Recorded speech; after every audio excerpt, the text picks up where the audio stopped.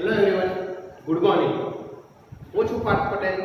આપ સૌને આજના મારા લેક્ચરમાં સ્વાગત કરું છું। આપણે ધોરણ 9 ની અંદર ચેપ્ટર નંબર 8 ગતિ તેના વિશે આપણે અગાઉ શીખી ગયા છીએ।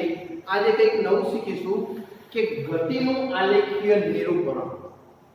આટલા વર્ષોમાં તમે જે ભણ્યા છો ધોરણ 8 સુધી તેની અંદર તમે એવું ભણ્યા છો કે ગણિત વિષયની અંદર જ આલેખ આવે છે એવું તમે ભણ્યા છો, પરંતુ હવેથી વિજ્ઞાનની અંદર પણ આલેખ આવશે। કેવા આલેખ આવશે તે આપણે અહીંયા જોઈશું। અંતર સમયનો આલેખ આવે, સમય વેગનો આલેખ આવે, એવી રીતના આગળ જતા તો ઘણા બધા પ્રકારના આલેખ આવે છે, પરંતુ આપણે અહીંયા આજે સૌથી પહેલા જોઈશું અંતર સમયના આલેખ। તમને ખબર છે કે આલેખ કેટલા ઉપયોગી છે। તમે ઘણી વખત ક્રિકેટ મેચ જોતા હશો, ત્યારે ક્રિકેટ મેચની અંદર પણ આલેખ દ્વારા આપણને બતાવે છે કે કેટલા રન થયા કેટલી ઓવરમાં। તમે કદાચ એવું પણ જોયું હશે કે કોઈ જગ્યાએ આલેખની અંદર વાતાવરણ જે છે તેની પણ અંદર કહેવાય ને કે વિગતો આપેલી હોય છે। ઘણી વખત એવું પણ બને છે કે આપણે કોઈ જગ્યાએ જતા હોઈએ ત્યાં માર્કેટ બતાવે છે કે આ વસ્તુ આટલે સુધી છે, આ વસ્તુ આટલે સુધી છે, તેનો પણ આપણે આલેખ દ્વારા નિરૂપણ કરી શકીએ છીએ। આમ તમે જ્યારથી આલેખ વિશે શીખ્યા છો ત્યારથી તમે આલેખમાં એવું સમજ્યા હશો કે આલેખ એટલે કે એક નાની વસ્તુ આમ દોરેલી હોય 2 લાઈન કે 3 લાઈનો, એની અંદર જ બધી વિગતો આવી જાય। એટલે કે આપણને આલેખ જોવાથી જ આપણને ખ્યાલ આવી જાય કે આની અંદર શું શું કહેવા માંગે છે। ઘણી વખત એવું પણ બતાવવામાં આવે કે આ ચોમાસાની અંદર આટલો વરસાદ પડ્યો છે તો તેનો આલેખ પણ આપે છે કે આટલે સુધી, જ્યારે ઓગસ્ટ હોય, સપ્ટેમ્બર હોય, તે મહિનામાં કેટલો વરસાદ પડ્યો તેનો પણ આલેખ દ્વારા આપણે સમજી શકીએ છીએ। પરંતુ આજે વિજ્ઞાનની અંદર આપણે જોઈશું અંતર અને સમયના આલેખો। સૌથી પહેલા આપણે કયા આલેખ વિશે ચર્ચા કરીશું? અંતર અને સમયના આલેખ। અંતર સમયના અથવા તો અંતર સમયનો આલેખ। અંતર સમયનો આલેખ શું છે? તમને ખબર છે કે સમયની સાપેક્ષમાં કોઈ વસ્તુમાં ફેરફાર થતો હોય તો આપણે તેને સમજાવવું કોઈ રીતના, તો તેને આ સ્કેલ, એક કોઈક સુવિધાજનક સ્કેલ દ્વારા આપણે તેને પસંદ કરી અંતર સમયના આલેખને આપણે દર્શાવી શકીએ છીએ। પરંતુ હવે આપણે જોઈએ કે અંતર સમયના આલેખને વસ્તુની વિવિધ અવસ્થાઓ માટે પણ દર્શાવી શકાય છે। જેમ કે સમાન ઝડપ હોય, અસમાન ઝડપ હોય, સ્થિર સ્થિતિ હોય, વગેરે માટે પણ આપણે અંતર સમયના આલેખ દ્વારા વડે દર્શાવી શકીએ છીએ। તો કઈ કઈ વસ્તુઓ હોય? તો સમાન ઝડપ, જ્યારે બીજું કોઈ હોય તો અસમાન ઝડપ પણ આપણે દર્શાવી શકીએ છીએ। સ્થિર સ્થિતિ પણ હોય કોઈ વસ્તુની તો પણ આપણે તેને દર્શાવી શકીએ છીએ।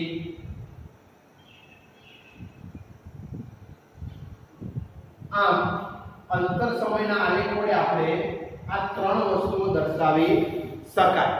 આમ આપણે આલેખ જોતા જ આપણને ખબર પડી જાય કે તે વસ્તુ જે છે તે અસમાન ઝડપ ધરાવે છે કે સમાન ઝડપ ધરાવે છે અથવા તો સ્થિર સ્થિતિ ધરાવે છે, તે આપણને આલેખ જોતા જ આપણને ખ્યાલ આવી જાય છે। તો હવે આપણે જોઈએ કે આલેખ તેનો કેવો હોય। તો આલેખ દોરવા આપણે સૌથી પહેલા તમને ખબર છે, તમે આટલા વર્ષોમાં જે શીખ્યા છો આલેખમાં, x અક્ષ કોને કહેવાય, y અક્ષ કોને કહેવાય એ તમને ખ્યાલ હશે। તો અહીંયા આપણે સૌથી પહેલા હું એક અક્ષ દોરું છું, y અક્ષ, અને અહીંયા આ જે છે તે x અક્ષ અને અહીંયા છે y અક્ષ। હવે મિત્રો અહીંયા જોઈએ કે આ બાજુમાં શું આવે? y અક્ષ પર, y અક્ષ પર આપણે અંતર લીધેલું છે। શું લીધું છે મિત્રો? અંતર। y અક્ષ પર આપણે લઈશું અંતર જે કિલોમીટરમાં છે। અંતર લીધું છે y અક્ષ પર જે કિલોમીટરમાં છે, અને આપણે નીચે લઈશું સમય। સમય જે છે તે મિનિટમાં આપેલું છે। હવે આપણે આ આલેખની અંદર જોઈએ તો અહીંયા કેટલાક અંતરો લખી દઈએ। સૌથી પહેલા લખું છું 10, ત્યારબાદ લખું 20,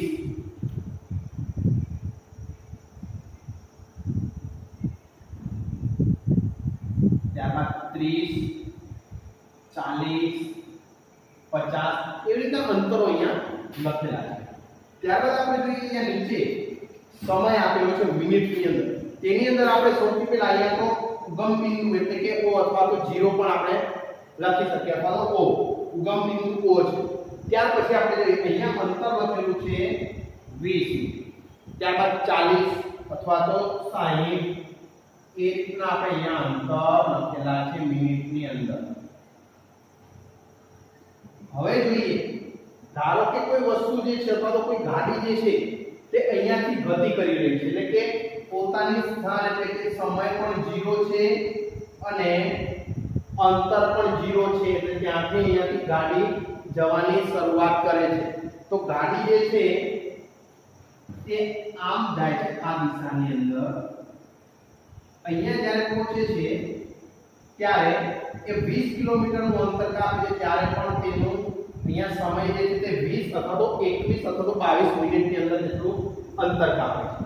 ત્યારબાદ તે જ ગાડી આગળ જાય છે. આમ ગાડી છેક અહીંયા સુધી પહોંચી જાય છે. તો હવે જોઈએ કે 30 મિનિટ આવે ત્યારે શું થાય છે. 30 મિનિટ હોય ત્યારે આપણે જોઈએ 30 મિનિટ તો 30 મિનિટમાં અહીંયા આવે છે. જ્યારે 40 મિનિટ હોય તેનાથી ઉપર ત્યારે અહીંયા આવે છે. 50 મિનિટની અંદર જોઈએ તો અહીંયા આવે છે. આ રીતના આમ ગાડી અહીંયાથી ગતિ કરી રહી છે. પરંતુ ખાસ યાદ રાખજો મિત્રો કે જ્યારે કોઈ વસ્તુ સમાન સમયગાળામાં સમાન અંતર કાપે છે તે અચળ ઝડપથી ગતિ કરે છે તેવું આપણે કહી શકીએ છીએ. તે તમે અગાઉના લેક્ચરની અંદર શીખી ગયા છો. પણ જે દર્શાવે છે કે વસ્તુએ જે કાપેલું અંતર જે છે તે સમાન સમયમાં સમપ્રમાણ હોય છે એટલે કે અંતરના સમયના સમપ્રમાણમાં હોય છે. એટલે કે આમ અચળ ઝડપ માટે અંતર અને સમયનો આલેખ એ સીધી રેખા દર્શાવે છે. કારણ કે અહીંયા વસ્તુ જે છે તે અચળ ઝડપથી ગતિ કરી રહી છે એટલા માટે એવું થાય છે. પરંતુ અહીંયા જો આપણે y અક્ષ પર અહીંયા જે અંતર દર્શાવેલું છે તે અંતરની જેટલું મૂલ્ય આપેલું છે તેટલું મૂલ્ય આપણે જો તેણે કરેલા સ્થાનાંતર માટેનું મૂલ્ય લઈએ આપણે તો આપણે અચળ ઝડપની જગ્યાએ આપણે અચળ વેગ તેવો શબ્દ આપણે વાપરી શકીએ. ખાસ યાદ રાખજો મિત્રો અહીંયા જે તમને y અક્ષ પર અંતર આપેલું છે તે અંતરની જગ્યાએ આપણે એટલે કે સ્થાનાંતર શબ્દ વાપરીએ તો જે આપણે અચળ ઝડપ આપણને અહીંયા મળે છે તેની જગ્યાએ આપણને અચળ વેગ મળી શકે તેવું આપણે કહી શકીએ. હવે જોઈએ તો અંતર સમયના આલેખનો ઉપયોગ સૌથી પહેલા યાદ રાખજો અંતર સમયના આલેખનો ઉપયોગ ક્યાં થાય છે તો તેનો ઉપયોગ જે છે અંતર સમયના આલેખનો ઉપયોગ એ ઝડપ શોધવા માટે થાય છે. શેમાં થાય છે મિત્રો? ઝડપ શોધવા માટે. આ જે પ્રશ્ન જે છે તે વિકલ્પમાં 1 માર્ક્સ માટે અથવા તો કોઈ ખાલી જગ્યામાં આ પ્રશ્ન પૂછાઈ શકે છે કે અંતર સમયનો આલેખનો ઉપયોગ કઈ જગ્યાએ થાય છે. તેનો ઉપયોગ કોઈ વસ્તુની ઝડપ શોધવા માટે થાય છે. અથવા તો કોઈ પ્રશ્ન બીજો પણ અહીંયાથી ઉદ્ભવી શકે છે કે અંતર સમયનો આલેખ આપણને શું દર્શાવે છે તો સમાન ઝડપ પણ દર્શાવી શકે છે, અસમાન ઝડપ પણ દર્શાવી શકે છે અથવા તો સ્થિર સ્થિતિ પણ દર્શાવી શકે છે. હવે આપણે અહીંયા જોઈએ કે અહીંયા હું કોઈ બે લાઈન કરી દઉં છું મિત્રો. તો અહીંયા ધારો કે 30 ઉપર એક લાઈન કરી દઉં છું આ રીતના અને 50 ઉપર આ રીતના લાઈન કરી દઉં. એટલે કે અહીંયા આપણને અહીંયા અંતર આપેલું છે. ધારો કે અહીંયા 30 આપેલા છે ત્યાં હું s1 કહી દઉં અને અહીંયા 50 ઉપર હું s2 કહી દઉં. તો અહીંયા s1 અને s2 જે આપણા અંતર છે. જ્યારે અહીંયા સમયની અંદર અહીંયા હું આ રીતના લાઈન દોરી દઉં સીધી તો આને હું t1 કહી દઉં. જ્યારે અહીંયાથી જે આવે છે તે t2 છે અને આ લાઈને આગળ આપણે કરશે તો અહીંયા એક ત્રિકોણ બને છે. તે ત્રિકોણનું આપણે નામ આપી દઈએ ABC. A B અને C.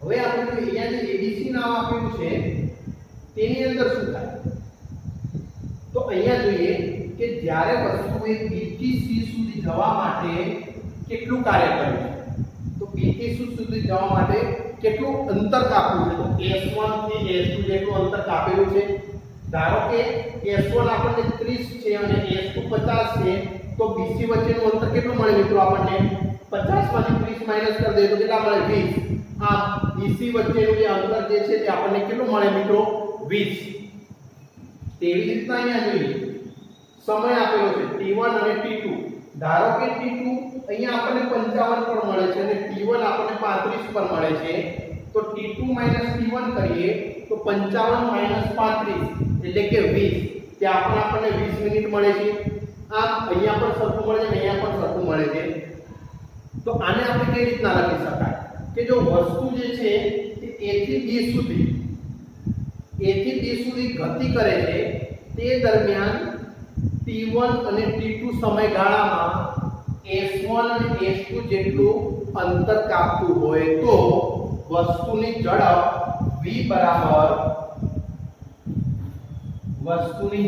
v બરાબર આપણે કેટલી લખી શકીએ તમને ખબર છે સૂત્ર ઝડપનું સૂત્ર ખબર છે ને v બરાબર શું થાય અંતર ભાગ્યા સમય એટલે કે અંતર આપણું કેટલું છે S1 અને S2 S1 એટલે કે S2 S1 કરવું પડે ત્યારબાદ નીચે જોઈએ ભાગાકારની અંદર સમય કેટલો છે T2 T1 એટલે કે T2 T1 આમ આલેખ પરથી આપણે આ સૂત્ર મેળવી શકીએ છીએ મિત્રો ફરીથી યાદ રાખજો કે કોઈ વસ્તુ જે છે તે A થી B સુધી ગતિ કરે છે તે દરમિયાન તેનો સમયગાળો કેટલો લીધો છે આપણે અહીંયા T1 T2 થી T1 જેટલો અને સ્થાનાંતર S2 થી S1 જેટલું હોય તો આપણે તે વસ્તુની ઝડપ v બરાબર S2 S1 ભાગ્યા T2 T1 લઈ શકીએ હવે મિત્રો તમે અહીંયા જે આલેખ જોયો છે તે આલેખ જે છે તે આપણે અંતર સમયનો આલેખ નિયમિત ઝડપ કોઈ કરતી વસ્તુ હોય તેના માટેનો છે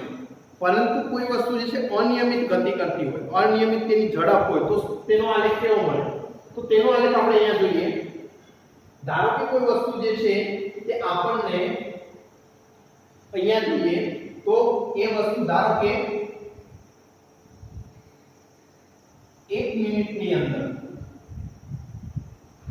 આપણે અહીંયા 1 મિનિટ આપેલી છે ત્યારબાદ 2 મિનિટ 3 4 ત્યારબાદ અહીંયા આપણને અંતર આપેલું છે અંતર છે આપણે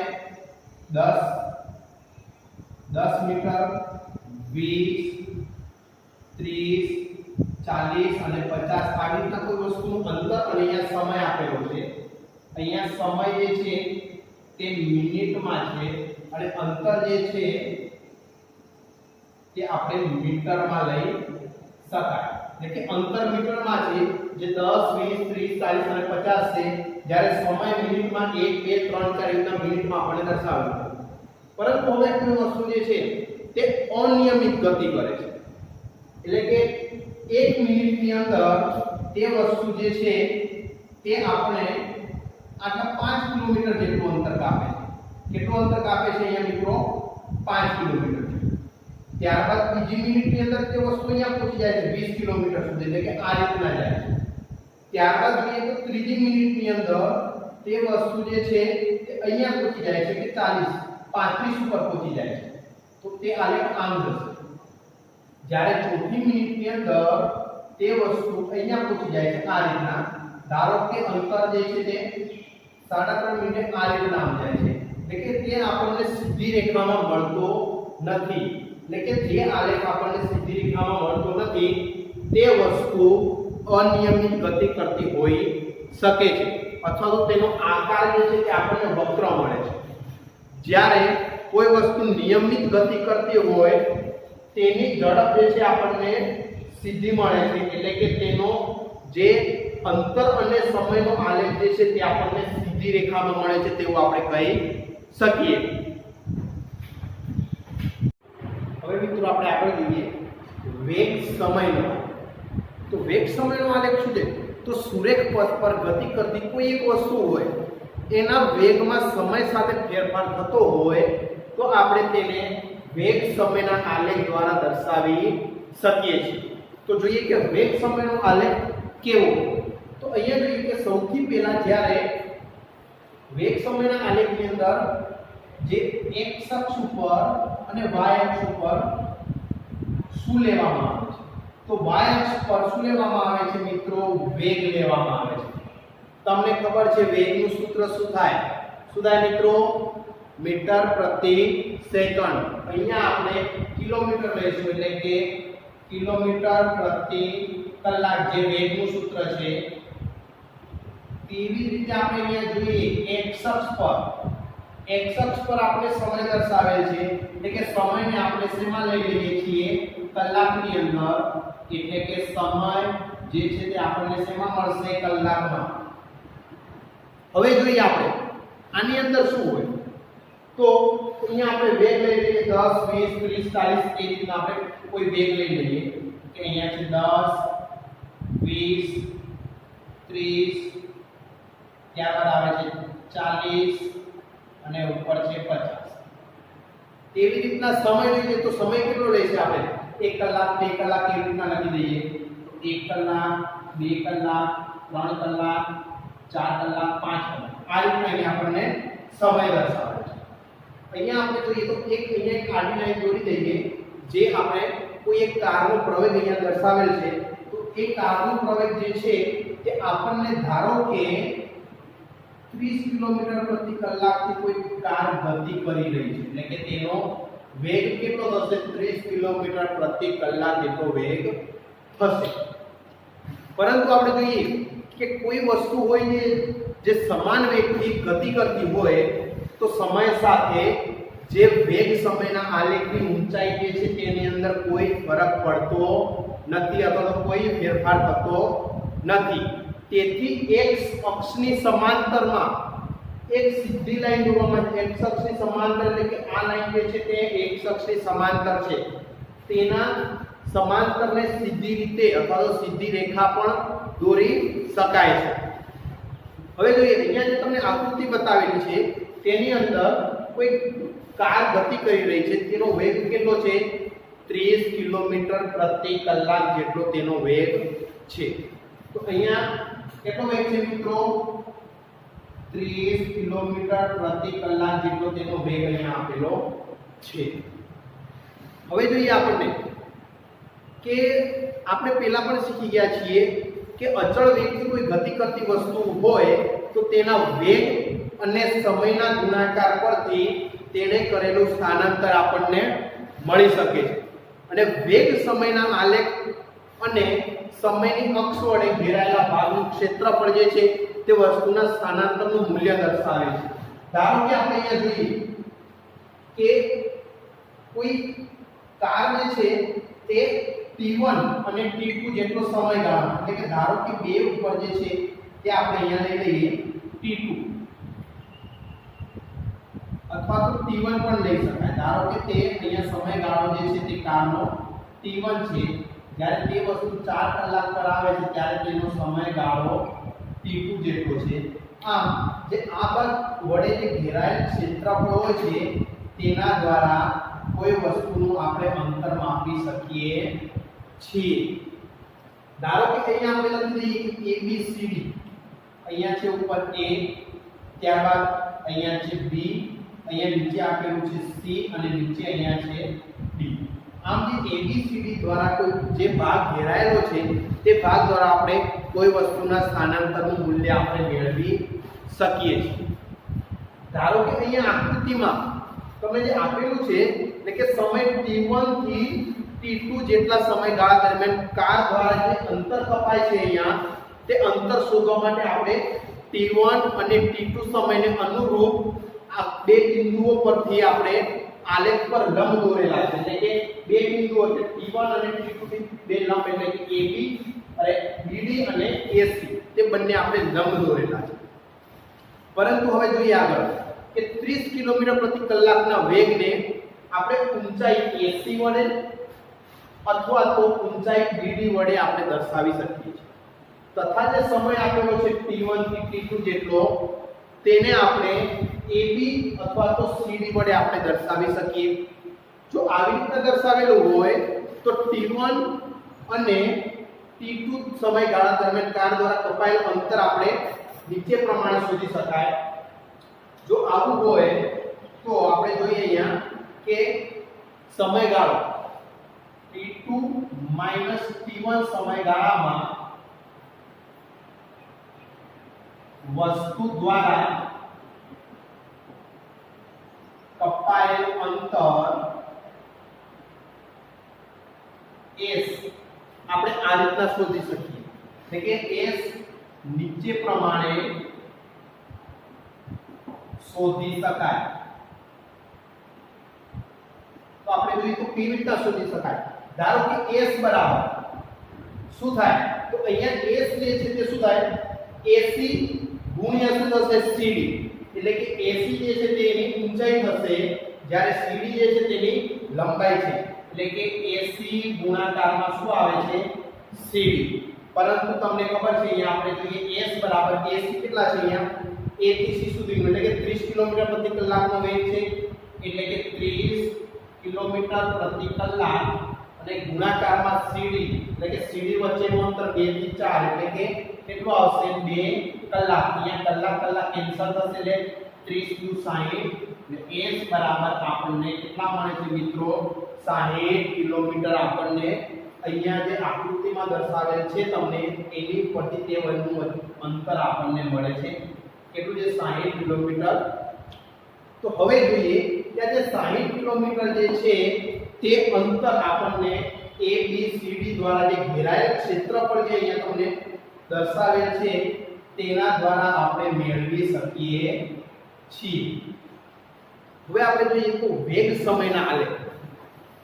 સમયના આલેખ દ્વારા અચળ પ્રવેગી ગતિ વિશે પણ આપણને ખ્યાલ મળી શકે છે તો તે કેવી રીતના મળી શકે છે તેના વિશે આપણે ચર્ચા કરીશું ધારો કે કોઈ એક કાર આપે શું આપણને મિત્રો કોઈ એક કાર આપે તે કાર જે છે કે અહીંયા એક આલેખ દોરું છું તે પ્રમાણે ગતિ કરી રહી છે ધારો કે તે કાર જે છે તે અહીંયા આપણે y અક્ષ લઈ લઈએ જ્યારે અહીંયા આવશે આપણી પાસે x આમ જે અહીંયા એક કાર આપેલી છે જ્યારે y અક્ષ પર આપણે વેગ લીધેલો છે વેગ જે છે તે મીટર પ્રતિ સેકન્ડની અંદર છે જ્યારે x અક્ષની અંદર આપણે સમય લીધેલો છે તે સેકન્ડની અંદર આપેલો છે હવે આપણે જોઈએ કે y અક્ષ પર આપણે ધારો કે વેગ જે છે તે 10 20 30 એક રીતના લઈ લઈએ એટલે કે અહીંયા આપણે 10 20 30 40 50 આ રીતના આપણે કોઈ વસ્તુનો આપણે વેગ લઈ લીધો છે ત્યારબાદ આપણે જોઈએ તો સમય સેકન્ડની અંદર સમય સેકન્ડની અંદર પણ આપેલો છે ધારો કે 5 10 15 એ રીતના આપણે લઈ લઈએ સેકન્ડ અહીંયા આપેલું છે 5 10 15 20 25 આ રીતના આપણે સેકન્ડ લઈએ પરંતુ જે કાર ગતિ કરી રહી છે એ અચળ પ્રવેગી ગતિ કરી રહી છે એટલે કે અચળ પ્રવેગી ગતિ કરતી હોય કાર તો તેનો આલેખ જે છે તે આપણને કેવો મળે મિત્રો સીધી જ રેખામાં તેનો આલેખ આપણને મળે છે એટલે કે અહીંયા જે છે તે આલેખ આપણને સીધી રેખામાં અહીંયા આપણને મળે છે ધારો કે તેનો વેગ 5 સેકન્ડમાં 10 હોય 10 સેકન્ડની અંદર 20 હોય ત્યારબાદ 30 40 50 60 આ રીતના તેનો વેગ આમ વધતો જતો હોય તો આપણે અહીંયા જોઈએ તો શું થાય તો આ જે આલેખ આપેલો છે તેના પરથી આપણે સમાન સમયગાળામાં વેગમાં થતો ફેરફાર જે છે તે સમાન છે આમ બધી અચળ પ્રવેગી ગતિ માટે આપણે એવું કહી શકીએ કે વેગ સમયનો જે આલેખ જે છે તે હંમેશા આપણને સીધી રેખામાં જ મળે છે જ્યારે કોઈ અનિયમિત પ્રવેગી ગતિ કરતો હોય ત્યારે તેનો આલેખ આપણને સીધી રેખામાં મળતો નથી પરંતુ જ્યારે કોઈ અચળ પ્રવેગી ગતિ કરતો હોય ત્યારે તેનો આલેખ જે છે તે આપણને હંમેશા સીધી રેખામાં જ મળશે. હવે આપણે જોઈએ અહીંયા કે ધારો કે જે છે કે અહીંયા આકૃતિમાં આપણે ABCD આ રીતના જોયા હતા. હવે આપણે જોઈએ કે ABCD જે છે તમને આ રીતના આપેલા છે. ધારો કે અહીંયા A આપેલો છે, ત્યારબાદ અહીંયા B આપેલા છે, એટલે કે અહીંયા જે સમયગાળો જે છે તે નીચે આવે છે, એટલે કે અહીંયા થશે T1 T2. અહીંયા આપણને આપેલા છે T2. હવે અહીંયા જે છે કે આપણે આ રીતના આપેલું છે, એટલે કે A B અને CD આપણે લખી શકીએ અને અહીંયા આપણે લખીએ છીએ E. હવે જ્યારે કોઈ વસ્તુ જે આ રીતના ગતિ કરતી હોય તો આપણે જો તેનું અંતર શોધવું હોય તો અંતર જે છે તે આપણે અહીંયા શોધ્યું એ રીતના જે ABCD દ્વારા જે ક્ષેત્રફળ ઘેરાય છે તેના દ્વારા આપણે મેળવી શકીએ. એટલે કે જે અહીંયા ABCD અહીંયા આપેલું છે આપણને તેના ક્ષેત્રફળ દ્વારા આપણે તેનું સ્થાનાંતર અથવા તો અંતર આપણે શોધી શકીએ છીએ. પરંતુ જ્યારે અહીંયા જોઈએ કે એક વસ્તુ જે આપેલી છે તે અચળ પ્રવેગી ગતિ કરે છે, તો અચળ પ્રવેગી ગતિ કરે છે તેના કારણે તેનો વેગ સતત બદલાતો રહે. એટલે કે તેનો વેગ સતત બદલાતો હોય તો આપણે એવું કહી શકીએ કે જે આખું ક્ષેત્રફળ એટલે કે A B C D અને E, A B C D અને E ના ક્ષેત્રફળ દ્વારા આપણને તેનો અંતર જે છે તે કાપેલું અંતર આપણને મળી શકે. તો જોઈએ ABCD દ્વારા જે આપણને જે અંતર કપાય છે એટલે કે ABCD અને E દ્વારા જે ઘેરાયેલ ક્ષેત્રફળ જે છે તે આપણે ગણવું હોય તો કઈ રીતના ગણી શકીએ? તેને ગણવા માટે આપણે જોઈએ તો અંતર S બરાબર ABCD નું ક્ષેત્રફળ પ્લસ ત્રિકોણ ADE નું ક્ષેત્રફળ પ્લસ ત્રિકોણ ABE નું ક્ષેત્રફળ. તો આપણને S બરાબર શું મળે? ABCD નું ક્ષેત્રફળ તમને ખબર છે કે લંબચોરસનું ક્ષેત્રફળ શું થાય? લંબાઈ ગુણ્યા પહોળાઈ. અહીંયા લંબાઈ AB આપેલી છે, જ્યારે પહોળાઈ જે છે તે આપણને કેટલી મળે છે? BC. એટલે કે AB ગુણ્યા BC પ્લસ ત્રિકોણ ADE નું ક્ષેત્રફળ એટલે કે ADE નું ક્ષેત્રફળ એટલે કે ત્રિકોણનું ક્ષેત્રફળ. તમને ખબર છે અગાઉ પણ આપણે ભણી ચૂક્યા છીએ કે 8મા ધોરણમાં ગણિતમાં ત્રિકોણનું ક્ષેત્રફળ શું થાય? 1/2 પાયો ગુણ્યા 2 એટલે કે 1/2 ગુણ્યા પાયો ને આપણે જોઈએ કેટલો આપેલો છે. તો અહીંયા AD વિશે ચર્ચા કરવાની છે, એટલે કે પાયો જે છે તે આપણે કેટલો થશે? AD. આમ AD પાયો ગુણ્યા વેગ. વેગ જે છે તે આપણે કેટલો મળે છે? P અને E. આમ જે તમને અહીંયા એક સૂત્ર જે આપેલું છે એ સૂત્ર દ્વારા અચળ પ્રવેગી ગતિ કોઈ કરતું હોય અથવા કોઈ કાર ગતિ કરતી હોય તો તે કારનું આપણે અંતર આપણે શોધી શકીએ. હવે તમને જે અહીંયા ગ્રાફ મળે છે તે અચળ પ્રવેગી ગતિ માટેનું છે, પરંતુ કોઈ અચળ પ્રવેગી ગતિ કરતું નથી, એટલે કે અનિયમિત ગતિ કરે છે. તેના માટેનો આલેખ જે છે તે ગમે તે આકારમાં હોઈ શકે છે. તે વાંકો ચૂકો વક્રાકાર કોઈ પણ રીતનો હોઈ શકે છે. તો મિત્રો આજના લેક્ચરમાં જે આપણે ભણ્યા છીએ તે તમને આવડી ગયું હશે તેવી હું આશા રાખું છું. હવે આપણે બીજા લેક્ચરની અંદર ખૂબ જ અગત્યની વાત એટલે કે ધોરણ 9 માટે પહેલો જ મોસ્ટ આઈએમપી ક્વેશ્ચન જે 4 માર્ક્સની અંદર પૂછાઈ શકે છે, ગતિ ચેપ્ટરની અંદર ગતિના સમીકરણો જે 3 સમીકરણો છે તે મિત્રો યાદ રાખજો કે 3 માંથી એક સમીકરણ એક્ઝામમાં 100% આવશે અને આવશે જ. માટે નેક્સ્ટ લેક્ચરની અંદર આપણે મુલાકાત લઈશું. ત્યાં સુધી બધાને બાય બાય. Thank you.